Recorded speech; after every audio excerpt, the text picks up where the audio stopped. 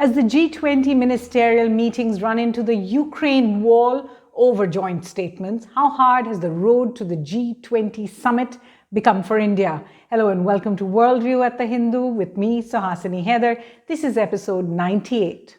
All these areas, the G20 has capacity to build consensus and deliver concrete results.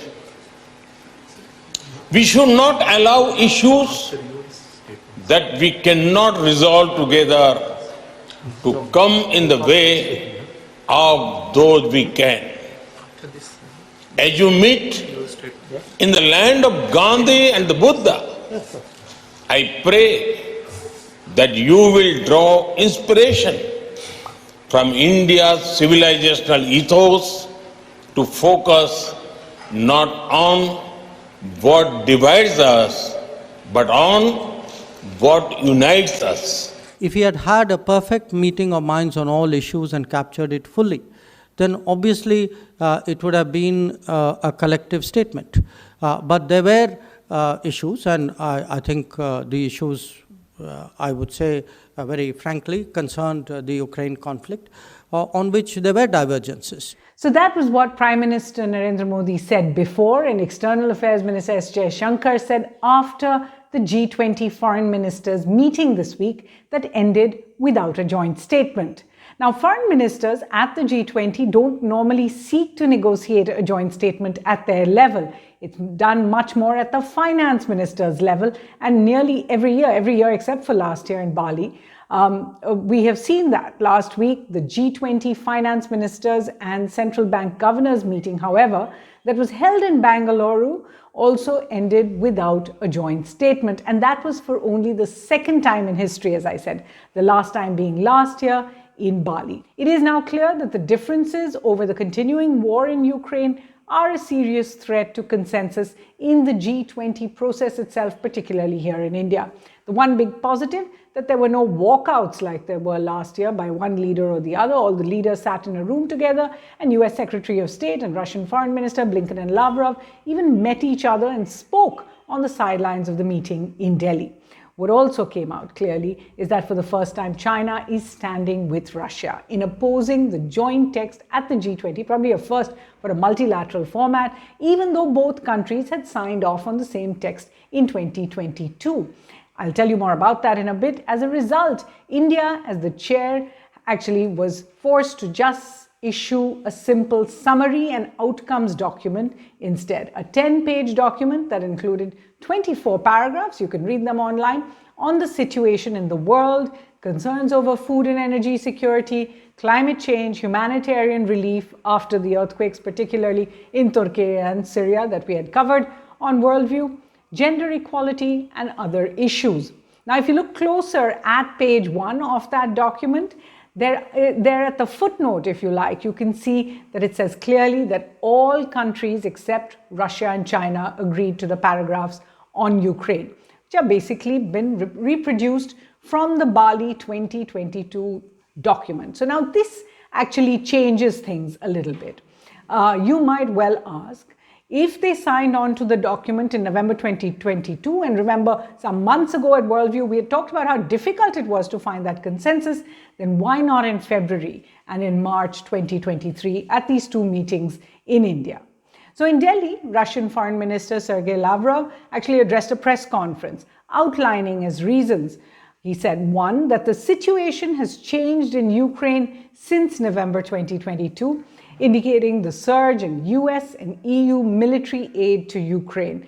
Russia is now calling it a proxy war in the Ukraine and says that is one of the reasons that has changed Russia's position on the G20 last year. Now, secondly, Russia says if Ukraine is being discussed at what is primarily an economic body, then Russia wants a discussion on what it calls a terrorist attack, a set of explosions that really demobilized the Nord Stream 1 and 2 energy pipelines, if you remember, in the seas last year. This was the pipeline from Russia to many parts of Europe. Russia says Ukraine's President Zelensky has now renounced his support to the Minsk peace agreements. These were made in 2014, 2015. You can read more about them online. So Russia is is entitled to renounce the Bali document since the situation has changed. So those are Russia's reasons. Chinese Foreign Minister Qin Gang in Delhi for the first time for the conference met with External Affairs Minister Shankar separately. He gave no public reasoning for China's new stand, but pitched China's own proposal.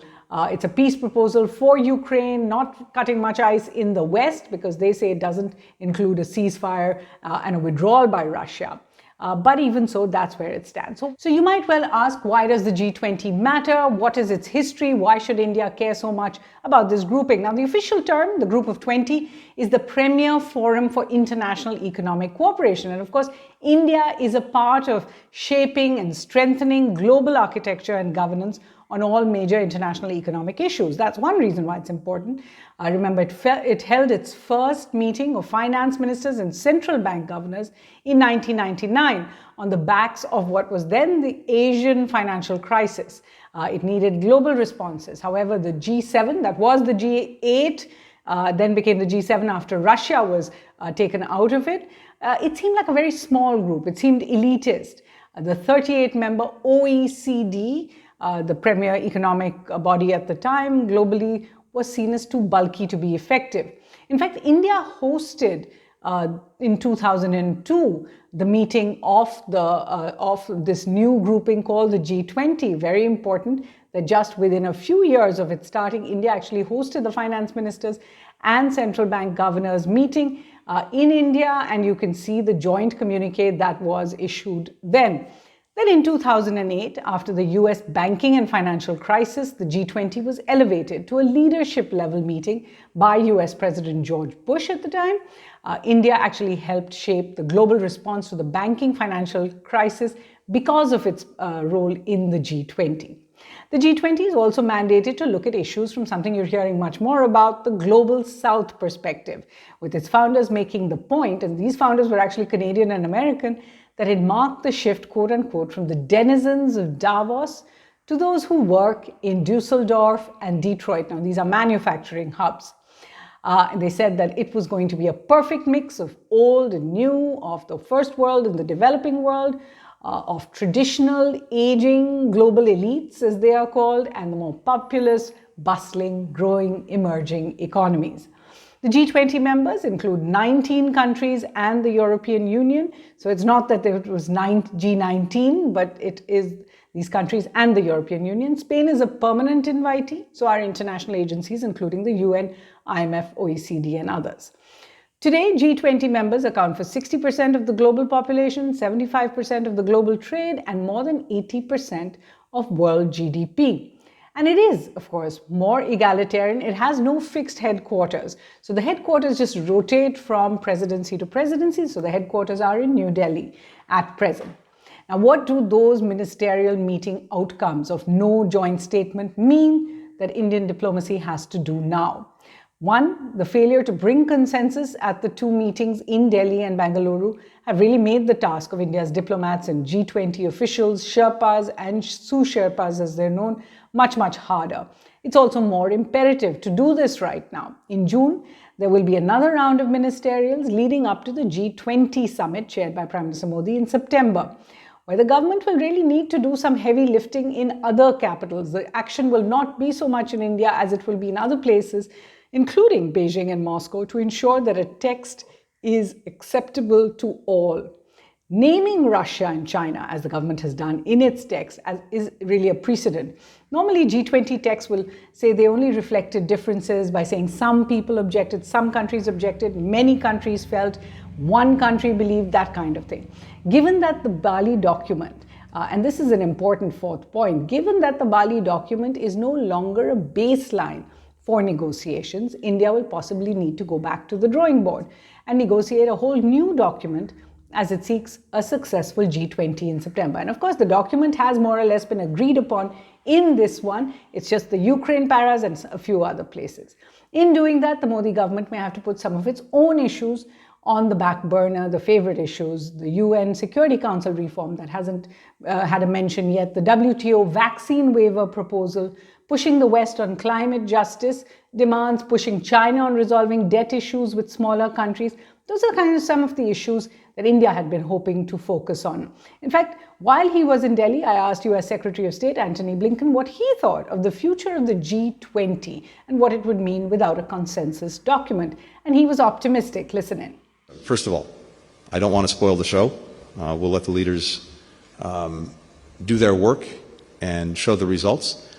But whether that's reflected in a joint statement, whether it's reflected in a chair statement that shows that the overwhelming majority of the G20 countries agreed to work together on a course of action, honestly, I don't think that makes a big difference. If there are going to be an outlier country or two, when you have 18 of the 20 agreed on what needs to be done and committed to working together to do it, again, that is effective multilateralism in action, effective in actually addressing the world's concerns.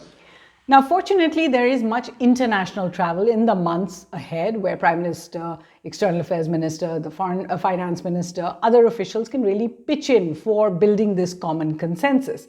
In April, Japan hosts the Foreign Ministers meeting of G7 countries in Nagano. India is a special invitee this year, and even if External Affairs Minister Shankar does not go or is not invited to this particular G7 meeting, India could enlist Japan's assistance in pushing for more compromising positions from all of these developed world countries and Western countries.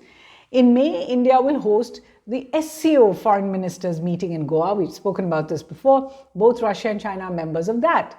Also, Prime Minister Modi in the same month will travel to Hiroshima in Japan for the G7 Outreach Summit with leaders as a special invitee, and then to Sydney for the Quad Summit with Australia, US and Japan. And remember, they've just had a Quad Foreign Ministers meeting in Delhi.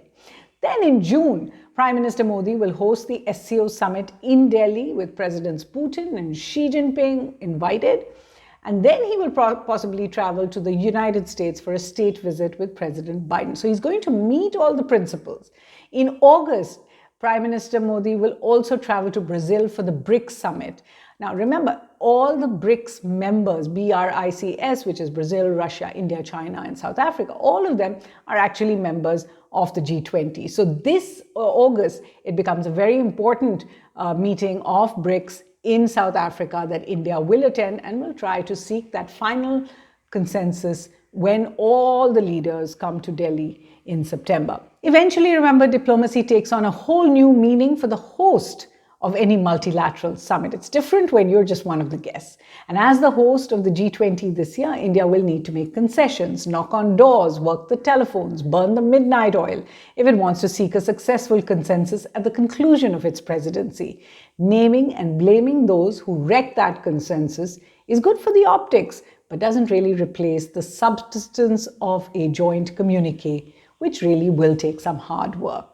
I'm going to get some reading recommendations for you, and literally it's a short list this week, but that really tells you how little is actually written about the G20. There's a little more on multilateralism. I won't go there on this edition of Worldview. First, many articles at The Hindu's website, www.thehindu.com. This profile of G20 by me is there. Also, there's the website www.g20.org. Now, this is run by India for this year because, as I told you, it's rotational. And all the documents and past research are also available at the University of Toronto's project page. This is a very important page for you to look at if you're interested in the G20. It has all the previous documents. In terms of books, there's this new one. I think I've spoken about a paper before, G20 at 2023, The Roadmap to Indian Presidency by V. Srinivas. Then there's India and the G20, Rule Taker to Rule Maker by Manjeet Kripalani. That came out in 2021. 20 years of the G20, from global cooperation to building consensus, at least so we hope. This is by Rajat Kathuria and Prateek Kukreja. It's an expensive book, but it's a full compendium from a few years ago. There's also the G20 Macroeconomic Agenda, India and the Emerging Economies by Parthasarathi Shom. This dates back to 2014, but tells you much more about what was going on at that time. And then there's the Group of 20, G20, by Andrew Cooper and Ramesh Thakur from 2012. You might ask, why am I actually even recommending such an older book, more than a decade old? But it has a lot about the history of the G20 and particularly at that time when the G20 was seen as a problem solver amongst nations. So that's all we have time for you here on Worldview, but we do hope you will join us again from the team. Thanks for watching.